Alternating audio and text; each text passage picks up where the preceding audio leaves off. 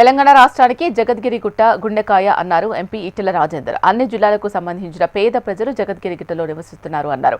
వారి మనోభావాలు, విశ్వాసాలకు ప్రతీక దేవాలయాలు అని చెప్పారు. అలాంటి దేవాలయాలను సంరక్షించకుండా కూల్చే ప్రయత్నం చేస్తే తీవ్ర పరిణామాలు ఎదుర్కొంటారని ఈటెల రాజేందర్ హెచ్చరించారు. ప్రభుత్వ భూముల్ని కాపాడడానికి హైడ్రా కృషి చేయాలని, కానీ ప్రజల జోలికి వచ్చి వారి నమ్మకం మీద దౌర్జన్యం చేస్తే ఊరుకోము అన్నారు. 17 గుళ్ళకి ఇచ్చినటువంటి నోటీసుల్ని బేషరతుగా విత్డ్రా చేసుకోవాలని చెప్పి నేను డిమాండ్ చేస్తా ఉన్నా. ఇక్కడ స్థానిక ఎంపీగా వాళ్ళ కాలుకు మునిగితే పన్నుతో పీకే సర్వీస్ చేస్తానని చెప్పి హామీ ఇచ్చినా తప్పకుండా జగద్గిరిగుట్ట పేద ప్రజానికానికి అడ్డగా ఉంటా. వాళ్ళ సంస్కృతి, సాంప్రదాయాలు, విశ్వాసాలు, సనాతన ధర్మాన్ని కాపాడే దాంట్లో వాళ్ళ బిడ్డగా ఇలా ఫోర్ ఫ్రంట్లో ఉంటా అని చెప్పి ఇలా ఆశీర్వదిస్తా ఉన్నా. ప్రభుత్వం వెంటనే దీన్ని విత్డ్రా చేసుకోవాలని చెప్పి డిమాండ్ చేస్తాను.